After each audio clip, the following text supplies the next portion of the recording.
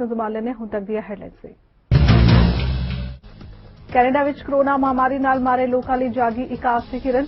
ਸਰਕਾਰ ਨੇ ਫਾਈਜ਼ਰ ਤੇ ਮੋਡਰਨਾ ਦੇ ਕੋਰੋਨਾ ਵੈਕਸੀਨ ਲਈ ਕੀਤਾ ਕਰਾਰ। ਸਿਹਤ ਮੰਤਰੀ ਕ੍ਰਿਸਟਾਈਨ ਇਲੀਅਟ ਨੇ ਦਿੱਤੀ ਜਾਣਕਾਰੀ। ਪ੍ਰੋਵਿੰਸ ਸਰਕਾਰ ਦੀ ਹੈਲਥ ਐਂਡ ਸੇਫਟੀ ਕੰਪੇਨ ਮੁਹਿੰਮ ਤਹਿਤ 200 ਪ੍ਰੋਵਿੰਸ ਆਫੈਂਸ ਅਧਿਕਾਰੀ ਤੈਨਾਤ ਕੀਤੇ ਜਾਣਗੇ। ਜਨਤਕ ਸਿਹਤ ਉਪਾਵਾਂ ਦੀ ਪਾਲਣਾ ਨਾ ਕਰਨ ਤੇ ਹੋਵੇਗਾ ਜੁਰਮਾਨਾ। ਅਮਰੀਕਾ ਵਿੱਚ ਸ਼ਰਾਬ ਦੇ ਠੇਕੇ ਦੀ ਪਾਰਕਿੰਗ ਵਿੱਚ ਚੱਲੀਆਂ ਗੋਲੀਆਂ, ਹਾਦਸੇ ਵਿੱਚ ਇੱਕ ਦੀ ਮੌਤ। ਪੁਲਿਸ ਵੱਲੋਂ ਘਟਨਾ ਦੀ ਕੀਤੀ ਜਾ ਰਹੀ ਹੈ ਜਾਂਚ। ਟੀਅਰ 1 ਲੈਵਲ ਦੇ ਕੈਲੀਫੋਰਨੀਆ ਵਿੱਚ ਲੱਗੇਗਾ ਰਾਤ 10 ਵਜੇ ਤੋਂ ਸਵੇਰੇ 5 ਵਜੇ ਤੱਕ ਕਰਫਿਊ। ਜਾਮਨੀ ਰੰਗ ਦੇ ਲੈਵਲ ਵਿਚਲੀਆਂ ਕਾਉਂਟੀਜ਼ ਵਿੱਚ ਰਹਿਣਗੀਆਂ ਪਾਬੰਦੀਆਂ। ਤੇ ਜੌਨਸਨ ਐਂਡ ਜੌਨਸਨ ਨੂੰ ਇੱਕ ਹੋਰ ਝਟਕਾ, ਅਦਾਲਤ ਨੇ ਕੰਪਨੀ ਤੇ ਲਗਾਇਆ $120 ਮਿਲੀਅਨ ਦਾ ਜੁਰਮਾਨਾ।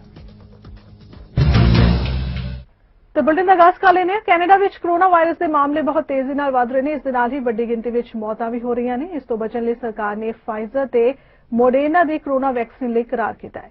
ਓਨਟਾਰੀਓ ਦੀ ਸਿਹਤ ਮੰਤਰੀ ਨੇ ਬੀਤੇ ਦਿਨ ਦੱਸਿਆ ਕਿ ਕੈਨੇਡਾ ਨੂੰ ਜਨਵਰੀ ਤੱਕ ਕੋਰੋਨਾ ਵੈਕਸੀਨ ਦੀ ਖੁਰਾਕਾਂ ਮਿਲ ਜਾਣਗੀਆਂ। ਕੋਰੋਨਾ ਕਾਰਨ ਮਾਰੇ ਲੋਕਾਂ ਲਈ ਇੱਕ ਆਸ ਦੀ ਕਿਰਨ ਜਾਗੀ ਹੈ ਅਤੇ ਉਮੀਦ ਕਰ ਰਹੇ ਨੇ ਕਿ ਜਲਦ ਹੀ ਉਨ੍ਹਾਂ ਨੂੰ ਕੋਰੋਨਾ ਤੋਂ ਬਚਣ ਲਈ ਟੀਕਾ ਲਗਾਇਆ ਜਾਏਗਾ।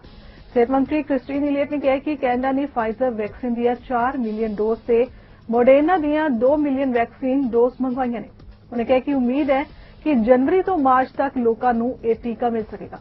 ਉਨ੍ਹਾਂ ਕਿਹਾ ਕਿ ਰਾਹਤ ਦੀ ਖਬਰ ਹੈ ਕਿ ਓਨਟਾਰੀਓ ਨੂੰ ਫਾਈਜ਼ਰ ਵੈਕਸੀਨ ਦੀਆਂ 1.6 ਮਿਲੀਅਨ ਖੁਰਾਕਾਂ ਮਿਲਣਗੀਆਂ ਅਤੇ ਮੋਡਰਨਾ ਵੈਕਸੀਨ ਦੀਆਂ 8 ਲੱਖ ਡੋਜ਼ ਮਿਲਣ ਵਾਲੀਆਂ ਨੇ। ਦੱਸ ਦਈਏ ਕਿ ਅਮਰੀਕਾ ਦੀਆਂ ਦੋਵਾਂ ਕੰਪਨੀਆਂ ਨੇ ਦਾਅਵਾ ਕੀਤਾ ਹੈ ਕਿ ਉਨ੍ਹਾਂ ਦਾ ਕੋਰੋਨਾ ਟੀਕਾ ਸਫਲ ਹੈ। ਕੈਨੇਡਾ ਦੇ ਪ੍ਰਧਾਨ ਮੰਤਰੀ ਜਸਟਿਨ ਟਰੂਡੋ ਨੇ ਸੰਘੀ ਸਰਕਾਰ ਦੇ ਕਾਨੂੰਨ C-12 ਪੇਸ਼ ਕੀਤਾ ਹੈ, ਜਿਸ ਵਿੱਚ ਦੇਸ਼ ਦੇ ਨਿਕਾਸ ਟੀਚਿਆਂ ਦੀ ਪੂਰਤੀ ਲਈ ਆਪਣੀ ਯੋਜਨਾ ਬਣਾਈ ਗਈ ਹੈ। ਉਨ੍ਹਾਂ ਕਿਹਾ ਕਿ ਕੋਰੋਨਾ ਵਾਇਰਸ ਕਾਰਨ ਇਸ ਵਾਰ ਕਲਾਈਮੇਟ ਚੇਂਜ ਤੇ ਬੁਰੇ ਪ੍ਰਭਾਵ ਦੇਖਣ ਨੂੰ ਮਿਲ ਸਕਦੇ ਨੇ। Over the past 10 months, our government has been doing everything we can to fight COVID-19 and keep Canadians safe. This is our top priority, but it doesn't mean it's our only priority. Climate change remains one of the greatest challenges of our times. Just like with COVID-19, ignoring the risks of climate change isn't an option. That approach would only make the costs higher and the long-term consequences worse. People have already seen what floods, storms, and wildfires do to homes, communities, and businesses. Canadians know how climate change threatens our health, our economic future, and our planet. So on this, Canadians have been very clear. They want climate action now. During the last election, our government promised to legally bind Canada to its commitment of net zero emissions by 2050. This morning, we delivered on that promise with the tabling of Bill C-12, the Canadian Net Zero Emissions Accountability Act. Bill C-12 lays out a framework of accountability and transparency that will ensure we reach this goal in a way that gives Canadians confidence. This is a fundamental step in our strategy to build a strong, resilient economy that works for everyone. We don't have to choose between clean air and good jobs. The argument that protecting the economy and protecting the environment and growing the economy don't go hand in hand is an old and failed way of seeing things. Ontario ਦੇ premier Doug Ford ਦਾ ਕਹਿਣਾ ਹੈ ਕਿ corona ਦੇ ਪ੍ਰਭਾਵ ਨੂੰ ਵੇਖਦਿਆਂ province ਸਰਕਾਰ health and safety campaign ਚਲਾਉਣ ਜਾ ਰਹੀ ਹੈ। ਉਨ੍ਹਾਂ ਕਿਹਾ ਕਿ ਇਸ ਲਈ 200 ਪ੍ਰੋਵਿੰਸ ਆਫੈਂਸ ਅਧਿਕਾਰੀ ਤੈਨਾਤ ਕੀਤੇ ਜਾਣਗੇ।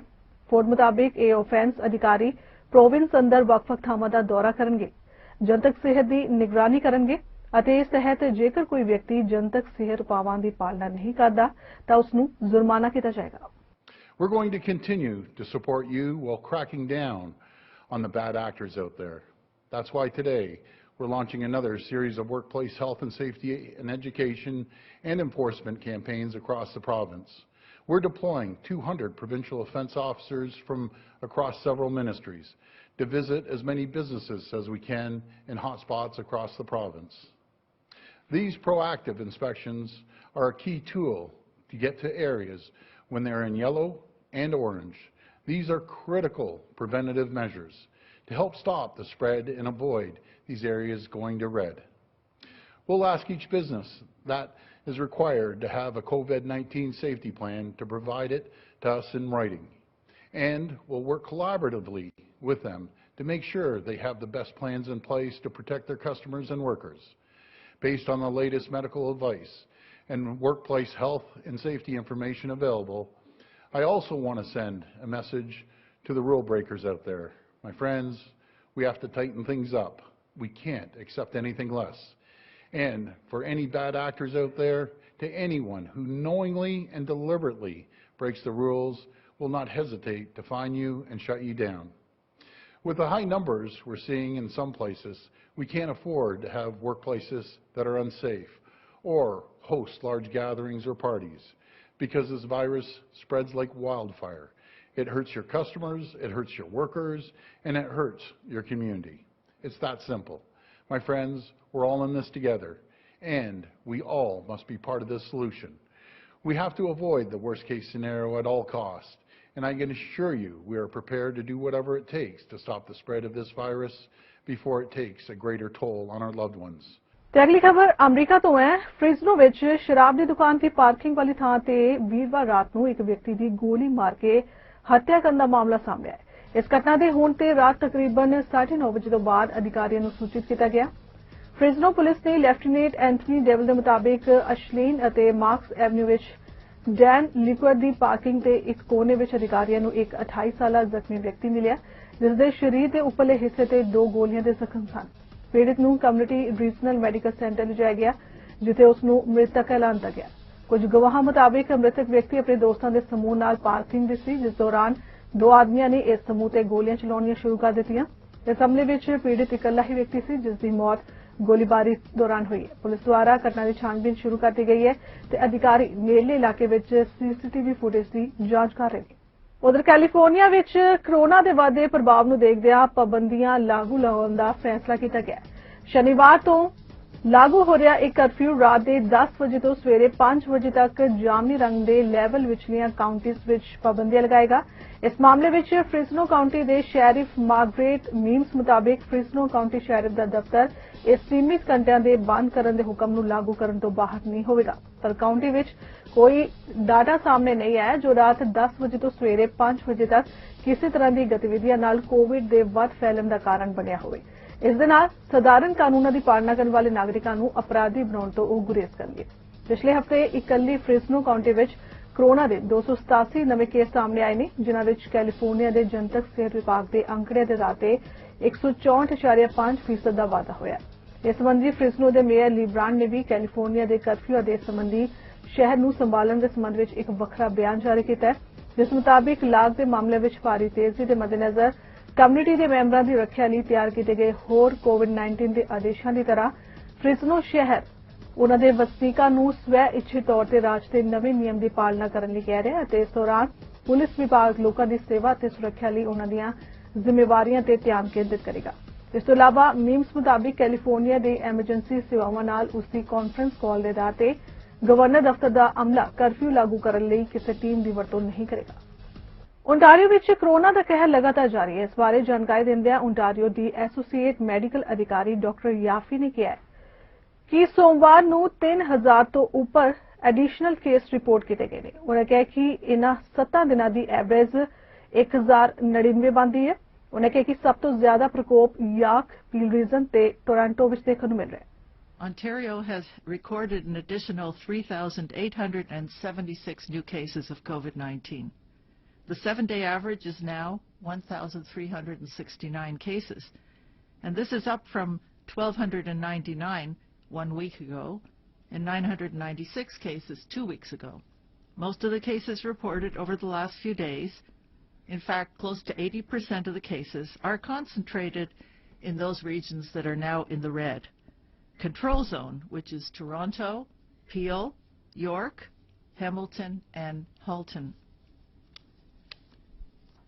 Our latest test positivity rate for the province is 4.1%, which is only slightly lower than it was 1 week ago at 4.3%. As our cases have increased in recent weeks, So too have our hospitalizations and, unfortunately, the deaths. Today, there are 526 people hospitalized with COVID-19, which is a 22% increase over last week, where we had 431.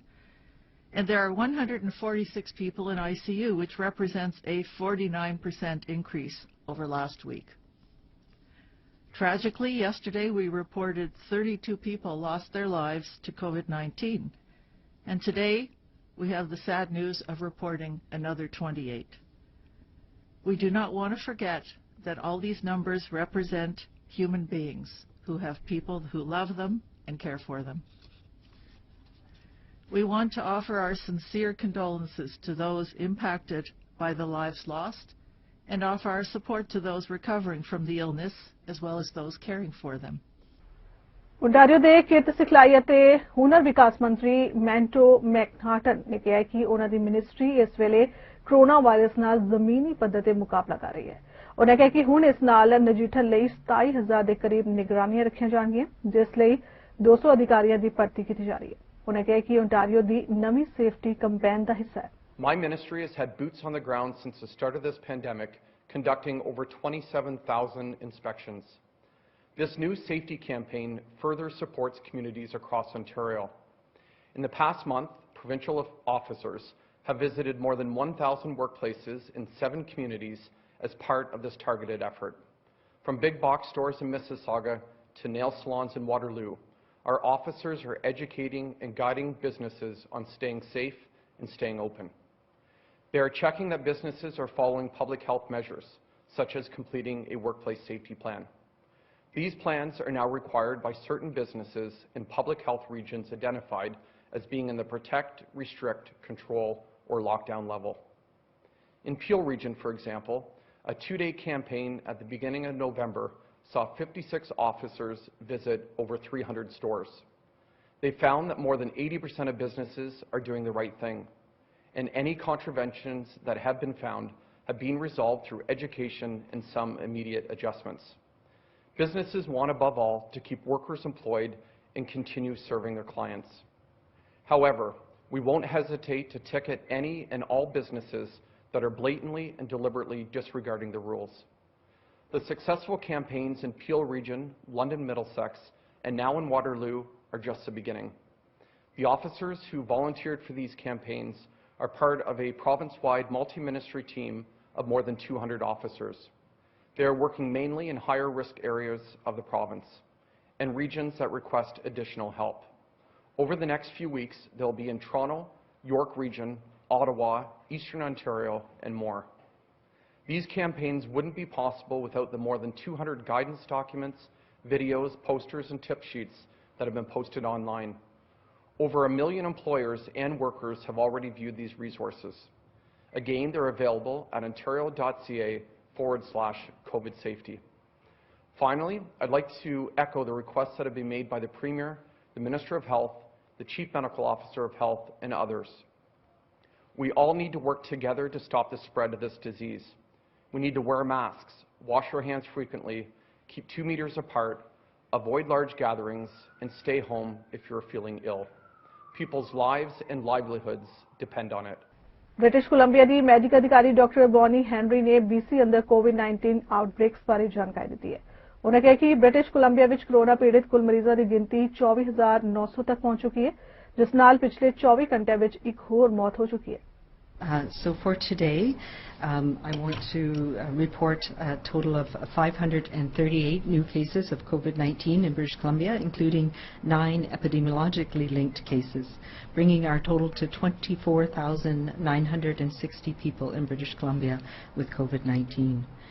The new cases by health authority, 178 are in the Vancouver Coastal Health Region, 309 people are in the Fraser Health Region, 12 people reside in the Vancouver Island Health Region, 28 people in the Interior Health Region, and 11 people are from the Northern Health Region. We now have 6,929 active cases of COVID-19 in the province in all of our health authorities. Of whom 217 are in hospital, 59 of whom are in critical care or ICU. We have had, sadly, one additional death in the last 24 hours, bringing the number of people in British Columbia who've died from COVID-19 to 321. As always, we send our deep condolences and to the family, to the care providers of this person, one of our seniors who we've lost from long-term care. We now have 9,929 people under active public health monitoring across the province and 17,207 people who have recovered from COVID-19. We have 6 new healthcare outbreaks to report and no new ones that have been declared over, bringing our total to 59 active outbreaks in our healthcare system, 41 in long-term care or assisted living and 40 in long-term care and assisted living and 19 in acute care. ਅੱਗੇ ਵਧਦੇ ਹਾਂ। ਅਮਰੀਕੀ ਰਾਸ਼ਟਰਪਤੀ ਚੋਣਾਂ ਵਿੱਚ ਜੋ ਬਿਡਨ ਨੇ ਸ਼ਾਨਦਾਰ ਜਿੱਤ ਹਾਸਲ ਕੀਤੀ ਅਤੇ ਭਾਰਤੀ ਮੂਲ ਦੀ ਕਮਲਾ ਹੈਰਿਸ ਉਪ ਰਾਸ਼ਟਰਪਤੀ ਵਜੋਂ ਚੁਣੀ ਗਈ। ਉਹਨਾਂ ਨੂੰ ਜਿੱਤ ਦੀਆਂ ਵਧਾਈਆਂ ਦਿੰਦਿਆਂ ਕੈਨੇਡਾ ਸਰਕਾਰ ਨੇ ਉਹਨਾਂ ਦੋਨਾਂ ਨੂੰ ਆਪਣੇ ਮੁਲਕ ਵਿੱਚ ਆਉਣ ਦਾ ਸਰਕਾਰੀ ਤੌਰ ਤੇ ਸੱਦਾ ਦਿੱਤਾ ਹੈ। ਐਨਡੀਪੀ ਦੇ ਐਮਪੀ ਪੀਟਰ ਜੂਲੀਅਨ ਨੇ 16 ਨਵੰਬਰ ਨੂੰ ਹਾਊਸ ਆਫ ਕਾਮਨਸ ਵਿੱਚ ਇੱਕ ਮਤਾ ਪੇਸ਼ ਕਰਕੇ ਜੋ ਬਿਡਨ ਅਤੇ ਕਮਲਾ ਹੈਰਿਸ ਨੂੰ ਜਿੱਤ ਦੀਆਂ ਵਧਾਈਆਂ ਦਿੱਤੀਆਂ। ਇਸ ਦੌਰਾਨ ਹੀ ਉਹਨਾਂ ਕਿਹਾ ਕਿ ਇਹਨਾਂ ਦੋਹਾਂ ਅਮਰੀਕੀ ਨੇਤਾਵਾਂ ਨੂੰ ਕੈਨੇਡਾ ਆਉਣ ਦਾ ਸੱਦਾ ਦਿੰਦਿਆਂ ਹਾਊਸ ਆਫ ਕਾਮਨਸ ਵਿੱਚ ਭਾਸ਼ਣ ਦੇਣ ਲਈ ਵੀ ਪੇਸ਼ਕਸ਼ ਕੀਤੀ ਗਈ ਹੈ। ਜੂਲੀਅਨ ਦੇ ਮਤੇ ਤੇ ਸੰਸਦ ਦੇ ਹੇਠਲੇ ਸਦਨ ਹਾਊਸ ਆਫ ਕਾਮਨਸ ਦੇ ਸਪੀਕਰ ਐਂਥਨੀ ਰੋਟਾ ਨੇ ਇਸ ਦੇ ਪੱਖ ਵਿੱਚ ਵੋਟ ਪਾਈ। ਇਸ ਦੇ ਨਾਲ ਹੀ ਸਦਨ ਵਿੱਚ ਮੌਜੂਦ ਹੋਰਨਾਂ ਐਮਪੀਜ਼ ਨੇ ਵੀ ਮਤੇ ਦਾ ਵਿਰੋਧ ਨਹੀਂ ਕੀਤਾ। ਉਹਨਾਂ ਕਿਹਾ ਕਿ ਜਦ ਮਾਹੌਲ ਸੁਰੱਖਿਅਤ ਹੋ ਜਾਵੇ ਤਾਂ ਬਿਡਨ ਤੇ ਹੈਰਿਸ ਕੈਨੇਡਾ ਆ ਸਕਦੇ ਨੇ। ਜ਼ਿਕਰ ਖਾਸ ਹੈ ਕਿ ਅਮਰੀਕਾ ਵਿੱਚ ਹੋਈਆਂ ਚੋਣਾਂ ਤੇ ਵਿਸ਼ਵ ਦੇ ਕਈ ਦੇਸ਼ਾਂ ਸਣੇ ਕੈਨੇਡਾ ਦੀ ਤਿੱਖੀ ਨਜ਼ਰ ਸੀ। ਇੱਥੋਂ ਦੇ ਬਹੁਤ ਸਾਰੇ ਲੋਕਾਂ ਨੇ ਤਾਂ ਟਰੰਪ ਤੇ ਬਿਡਨ ਦੀ ਜਿੱਤ ਲਈ ਸੱਟੇ ਵੀ ਲਗਾਏ ਸਨ। ਜ਼ਿਕਰ ਖਾਸ ਹੈ ਕਿ ਜੋ ਬਿਡਨ ਦੀ ਜਿੱਤ ਮਗਰੋਂ ਵਿਸ਼ਵ ਨੇਤਾਵਾਂ ਵਿੱਚੋਂ ਸਭ ਤੋਂ ਪਹਿਲਾਂ ਕੈਨੇਡਾ ਦੇ ਪ੍ਰਧਾਨ ਮੰਤਰੀ ਜਸਟਿਨ ਟਰੂਡੋ ਬਿਡਨ ਨੂੰ ਫੋਨ ਕੀਤਾ ਤੇ ਦੋਹਾਂ ਦੇਸ਼ਾਂ ਦੇ ਮਾਮਲਿਆਂ ਸੰਬੰਧੀ ਗੱਲਬਾਤ ਕੀਤੀ ਸੀ। ਜੋ ਬਿਡਨ 2016 ਵਿੱਚ ਆਖਰੀ ਵਾਰ ਉਸ ਵੇਲੇ ਕੈਨੇਡਾ ਆਏ ਸਨ ਜਦੋਂ ਬਰਾਕ ਓਬਾਮਾ ਦੀ ਸਰਕਾਰ ਵਿੱਚ ਉਪ ਰਾਸ਼ਟਰਪਤੀ ਅਹੁਦੇ ਤੇ ਤੈਨਾਤ ਸਨ। ਕੈਨੇਡਾ ਦੀ ਸੰਸਦ ਵਿੱਚ ਭਾਸ਼ਣ ਦੇਣਾ ਅਮਰੀਕਾ ਦੇ ਰਾਸ਼ਟਰਪਤੀਆਂ ਲਈ ਆਮ ਗੱਲ ਹੈ। ਇਸ ਤੋਂ ਪਹਿਲਾਂ ਫ੍ਰੈਂਕਲਿਨ ਡੋਲਾਨੋ ਅਤੇ ਬਿਲ ਕਲਿੰਟਨ ਵੀ ਕੈਨੇਡਾ ਦੀ ਸੰਸਦ ਵਿੱਚ ਭਾਸ਼ਣ ਦੇ ਚੁੱਕੇ। ਕੈਨੇਡਾ ਨੇ ਚੀਨ ਅਤੇ ਰੂਸ ਨੂੰ ਸਾਈਬਰ ਹਮਲਿਆਂ ਦਾ ਵੱਡਾ ਖਤਰਾ ਦੱਸਿਆ ਹੈ। ਕੈਨੇਡਾ ਨੇ ਚੀਨ, ਰੂਸ, ਈਰਾਨ ਅਤੇ ਉੱਤਰੀ ਕੋਰੀਆ ਨੂੰ ਕੈਨੇਡਾ ਲਈ ਮੁੱਖ ਸਾਈਬਰ ਹਮਲਿਆਂ ਦਾ ਖਤਰਾ ਦੱਸਿਆ ਹੈ। ਕੈਨੇਡਾ ਨੇ ਨਾਲ ਹੀ ਕਿਹਾ ਕਿ ਇਨ੍ਹਾਂ ਸਾਈਬਰ ਹਮਲਿਆਂ ਨਾਲ ਇਹ ਦੇਸ਼ ਬਿਜਲੀ ਸਪਲਾਈ ਰੋਕਣ ਦੀ ਕੋਸ਼ਿਸ਼ ਕਰ ਸਕਦੇ ਨੇ। ਸੰਚਾਰ ਸੁਰੱਖਿਆ ਵਿਭਾਗ ਦੇ ਸੰਕੇਤ ਖੁਫੀਆ ਏਜੰਸੀ ਨੇ ਕਿਹਾ ਕਿ ਇਨ੍ਹਾਂ ਦੇਸ਼ਾਂ ਨੇ ਕੈਨੇਡਾ ਲਈ ਸਭ ਤੋਂ ਵੱਡਾ ਰਣਨੀਤਿਕ ਖਤਰਾ ਪੈਦਾ ਕਰ ਦਿੱਤਾ ਹੈ। ਵਿਭਾਗ ਨੇ ਆਪਣੇ ਦੂਜੇ ਰਾਸ਼ਟਰੀ ਸਾਈਬਰ ਖਤਰੇ ਦੇ ਅੰਕਲਨ ਵਿੱਚ ਕਿਹਾ ਕਿ ਸੂਬੇ ਵੱਲੋਂ ਆਯੋਜਿਤ ਸਾਈਬਰ ਗਤੀਵਿਧੀ ਆਮ ਤੌਰ ਤੇ ਸਭ ਤੋਂ ਵੱਧ ਖਤਰਾ ਹੈ। ਵਿਭਾਗ ਦੇ ਪਹਿਲੇ ਅਧਿਐਨ 2018 ਵਿੱਚ ਜਾਰੀ ਕੀਤੇ ਗਏ। ਜੁਲਾਈ ਵਿੱਚ ਕੈਨੇਡਾ, ਬ੍ਰਿਟੇਨ ਅਤੇ ਸੰਯੁਕਤ ਰਾਜ ਅਮਰੀਕਾ ਨੇ ਰੂਸ ਸਮਰਥਿਤ ਹੈਕਰਾਂ ਤੇ ਕੋਰੋਨਾ ਵੈਕਸੀਨ ਡਾਟਾ ਚੋਰੀ ਕਰਨ ਦੀ ਕੋਸ਼ਿਸ਼ ਕਰਨ ਦਾ ਇਲਜ਼ਾਮ ਲਗਾਇਆ। ਚੀਨ ਅਤੇ ਰੂਸ ਨੇ ਵਾਰ-ਵਾਰ ਦੂਜੇ ਦੇਸ਼ਾਂ ਦੇ ਮਹੱਤਵਪੂਰਨ ਬੁਨਿਆਦੀ ਢਾਂਚੇ ਵਿੱਚ ਚੋਰੀ ਕਰਨ ਦੀ ਕੋਸ਼ਿਸ਼ ਤੋਂ ਇਨਕਾਰ ਕੀਤਾ ਹੈ। ਚੀਨ ਦੇ ਵਿਦੇਸ਼ ਮੰਤਰਾਲੇ ਦੇ ਬੁਲਾਰੇ ਚਾਓ ਲਿਜੀਆ ਨੇ ਵੀਰਵਾਰ ਨੂੰ ਕਿਹਾ ਕਿ ਕੈਨੇਡਾ ਦੇ ਦਾਅਵੇ ਆਧਾਰਹੀਣ ਸਨ ਅਤੇ ਚੀਨ ਖੁਦ ਸਾਈਬਰ ਹਮਲਿਆਂ ਦਾ ਸ਼ਿਕਾਰ ਹੋਇਆ। ਚੀਨ ਨਾਲ ਕੈਨੇਡਾ ਦੇ ਸੰਬੰਧਾਂ ਵਿੱਚ ਪਿਛਲੇ 2 ਸਾਲਾਂ ਵਿੱਚ ਜ਼ਿਕਰਯੋਗ ਰੂਪ ਨਾਲ ਵਾਧਾ ਹੋਇਆ। ਭਾਰਤ ਤੋਂ 100 ਸਾਲ ਪਹਿਲਾਂ ਚੋਰੀ ਹੋਈ ਇੱਕ ਦੇਵੀ ਦੀ ਮੂਰਤੀ ਹੁਣ ਕੈਨੇਡਾ ਵਾਪਸ ਪਹੁੰਚਾ ਰਿਹਾ ਹੈ। ਇਹ ਮੂਰਤੀ ਇੱਕ ਸਦੀ ਪਹਿਲਾਂ ਭਾਰਤ ਦੇ ਮੁੱਖ ਧਾਰਮਿਕ ਅਤੇ ਸੱਭਿਆਚਾਰਕ ਸ਼ਹਿਰ ਵਾਰਾਣਸੀ ਦੇ ਘਾਟ ਤੋਂ ਚੋਰੀ ਹੋਈ ਸੀ। ਇਹ ਮੂਰਤੀ ਕੈਨੇਡਾ ਦੀ ਯੂਨੀਵਰਸਿਟੀ ਆਫ ਰੈਜ਼ੀਨਾ ਵਿੱਚ ਮਿਲੀ ਸੀ। 19 ਤੋਂ 25 ਨਵੰਬਰ ਤੱਕ ਵਰਲਡ ਹੈਰੀਟੇਜ ਵੀਕ ਦੀ ਸ਼ੁਰੂਆਤ ਹੋਣ ਜਾ ਰਹੀ ਸੀ। ਇਸ ਦੌਰਾਨ ਇੱਕ ਕਲਾਕਾਰ ਦੀ ਨਜ਼ਰ ਮੂਰਤੀ ਤੇ ਪਈ ਅਤੇ ਉਹਨਾਂ ਨੇ ਇਸ ਦਾ ਮੁੱਦਾ ਚੁੱਕਿਆ। ਮੂਰਤੀ ਹੁਣ ਭਾਰਤ ਵਾਪਸ ਲਿਆਂਦੀ ਜਾ ਰਹੀ ਹੈ। ਮੈਕੈਂਜੀ ਆਰਟ ਗੈਲਰੀ ਵਿੱਚ ਰੈਜ਼ੀਨਾ ਯੂਨੀਵਰਸਿਟੀ ਵਿੱਚੋਂ ਅੰਨਪੂਰਨਾ ਦੇਵੀ ਦੀ ਮੂਰਤੀ ਨੂੰ ਯੂਨੀਵਰਸਿਟੀ ਦੇ ਉਪ ਚਾਂਸਲਰ ਥਾਮਸ ਚੇਸ ਨੇ ਭਾਰਤ ਨੂੰ ਵਾਪਸ ਦੇਣ ਦਾ ਫੈਸਲਾ ਕੀਤਾ ਹੈ। ਕੈਨੇਡਾ ਵਿੱਚ ਭਾਰਤ ਦੇ ਅੰਬੈਸਡਰ ਅਜੇ ਬਿਸਾਰੀਆ ਨੇ ਇਸ ਲਈ ਉਹਨਾਂ ਦਾ ਤਹਿ ਦਿਲੋਂ ਧੰਨਵਾਦ ਕੀਤਾ ਹੈ। ਇਸ ਸਮਾਰੋਹ ਵਿੱਚ MacKenzie art gallery, global affairs Canada ਅਤੇ ਕੈਨੇਡਾ ਬਾਰਡਰ ਸਰਵਿਸਿਜ਼ ਦੇ ਪ੍ਰਤੀਨਿਧੀ ਵੀ ਸ਼ਾਮਿਲ ਰਹੇ। ਨਿਊਯਾਰਕ ਦੀ ਇੱਕ ਅਦਾਲਤ ਨੇ ਦਿੱਗਜ ਕੰਪਨੀ ਜੌਨਸਨ ਐਂਡ ਜੌਨਸਨ ਤੇ $120 ਮਿਲੀਅਨ ਦਾ ਜੁਰਮਾਨਾ ਲਗਾਤਾ ਹੈ। ਦਰਅਸਲ ਇੱਕ ਬਰੁਕਲਿਨ ਬੀਬੀ ਅਤੇ ਉਸਦੇ ਪਤੀ ਨੇ ਕੰਪਨੀ ਦੇ ਟੈਲਕਮ ਪਾਊਡਰ ਨਾਲ ਉਸ ਨੂੰ ਕੈਂਸਰ ਹੋਣ ਦਾ ਦੋਸ਼ ਲਗਾਇਆ। ਇਸ ਤੋਂ ਬਾਅਦ ਅਦਾਲਤ ਨੇ ਜੌਨਸਨ ਐਂਡ ਜੌਨਸਨ ਨੂੰ $120 ਮਿਲੀਅਨ ਦਾ ਜੁਰਮਾਨਾ ਦੇਣ ਦਾ ਆਦੇਸ਼ ਦਿੱਤਾ ਹੈ। ਪੀੜਤ ਬੀਬੀ ਨੇ ਦੋਸ਼ ਲਗਾਇਆ ਕਿ ਉਹ ਜੌਨਸਨ ਐਂਡ ਜੌਨਸਨ ਪਾਊਡਰ ਦਾ ਇਸਤੇਮਾਲ ਕਰਦੀ ਆ ਰਹੀ ਹੈ, ਜਿਸ ਕਾਰਨ ਉਸ ਦੀ ਸਿਹਤ ਨੂੰ ਨੁਕਸਾਨ ਪਹੁੰਚਿਆ ਹੈ।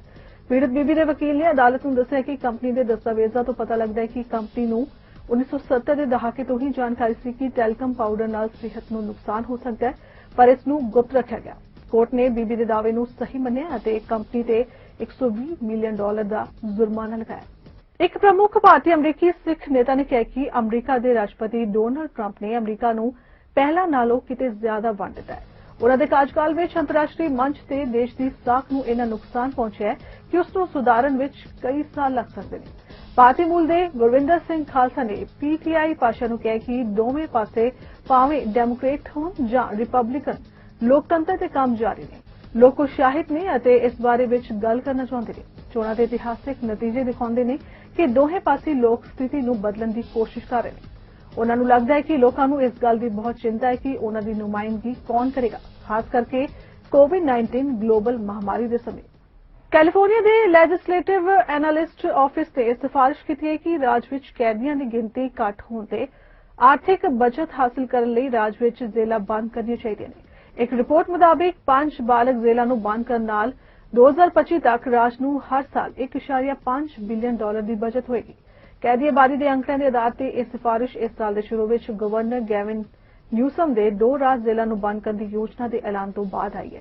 ਇਹਨਾਂ ਵਿੱਚ ਇੱਕ ਟ੍ਰੇਸੀ ਦੀ ਡਿਊਅਲ ਵੋਕੇਸ਼ਨਲ ਸੰਸਥਾ ਹੈ, ਜਿਸ ਨੂੰ ਸੁਧਾਰ ਵਿਭਾਗ ਸਤੰਬਰ ਵਿੱਚ ਬੰਦ ਕਰਨ ਦੀ ਯੋਜਨਾ ਬਣਾ ਰਿਹਾ ਹੈ। ਰਾਜ ਦੀਆਂ 35 ਜ਼ਿਲ੍ਹਿਆਂ ਵਿੱਚ ਕੋਰੋਨਾ ਵਾਇਰਸ ਦੇ ਆਉਣ ਨਾਲ 21% ਕੈਦੀ ਘਟੇ ਨੇ। ਇੱਕ ਰਿਪੋਰਟ ਮੁਤਾਬਿਕ ਅਕਤੂਬਰ ਦੇ ਅਖੀਰ ਤੱਕ ਕੈਦੀਆਂ ਦੀ ਗਿਣਤੀ ਘਟ ਕੇ 97,700 ਹੋ ਗਈ ਸੀ, ਕਿਉਂਕਿ ਸੁਧਾਰ ਵਿਭਾਗ ਦੇ ਲਗਭਗ 25,000 ਅਹਿੰਸਕ ਕੈਦੀਆਂ ਨੂੰ ਰਿਹਾ ਕੀਤਾ ਹੈ, ਜਦਕਿ ਮਹਾਮਾਰੀ ਦੇ ਦੌਰਾਨ ਅਪਰਾਧ ਵਿੱਚ ਵੀ ਗਿਰਾਵਟ ਆਈ ਹੈ। ਰਾਜ ਦੇ ਸੁਧਾਰਾਂ ਤੇ ਪ੍ਰਤੀ ਸਾਲ $16 ਬਿਲੀਅਨ ਖਰਚ ਕਰਦਾ ਹੈ ਅਤੇ ਇਸ ਸਾਲ ਸੁਧਾਰ ਅਤੇ ਮੁੜ ਵਸੇਬੇ ਵਿਭਾਗ ਦਾ ਬਜਟ $13.4 ਬਿਲੀਅਨ ਹੈ। ਰਿਪੋਰਟ ਵਿੱਚ ਕਿਹਾ ਗਿਆ ਹੈ ਕਿ ਬਿਨਾਂ ਕਿਸੇ ਤਬਦੀਲੀ ਦੇ ਰਾਜ ਦਾ ਜੇਲ੍ਹ ਪ੍ਰਤੀ ਖਰਚਾ ਵਧਦਾ ਰਹੇਗਾ, ਜੋ ਕਿ ਵੱਡੇ ਪੱਧਰ ਤੇ ਕਰਮਚਾਰੀਆਂ ਦੇ ਮੁਆਵਜ਼ੇ ਦੇ ਖਰਚਿਆਂ ਦੁਆਰਾ ਚਲਾਇਆ ਜਾਂਦਾ ਹੈ। ਇੱਕ ਜੇਲ੍ਹ ਸੰਸਥਾ ਨੂੰ ਬੰਦ ਕਰਨਾ ਸਿਸਟਮ ਦੇ ਅੰਦਰ ਬਹੁਤ ਸਾਰਾ ਪੈਸਾ ਬਚਾਉਣ ਦੇ ਕੁਝ ਤਰੀਕਿਆਂ ਵਿੱਚੋਂ ਇੱਕ ਹੈ। ਫਿਲਹਾਲ ਖਬਰਾਂ ਦੇ ਇਸ ਬੁਲੇਟਿਨ 'ਚ ਇਨਾ ਹੀ। ਦੇਸ਼ ਦੁਨੀਆ ਦੀ ਬਾਕੀ ਗਤੀਵਿਧੀਆਂ ਦੀ ਜਾਣਕਾਰੀ ਲਈ ਤੁਸੀਂ ਬਣੇ ਰਹੋ ਸਾਡੇ ਨਾਲ ਚੜ੍ਹਦੀਕਲਾ ਟਾਈਮ ਟੀਵੀ ਤੇ। ਧੰਨਵਾਦ।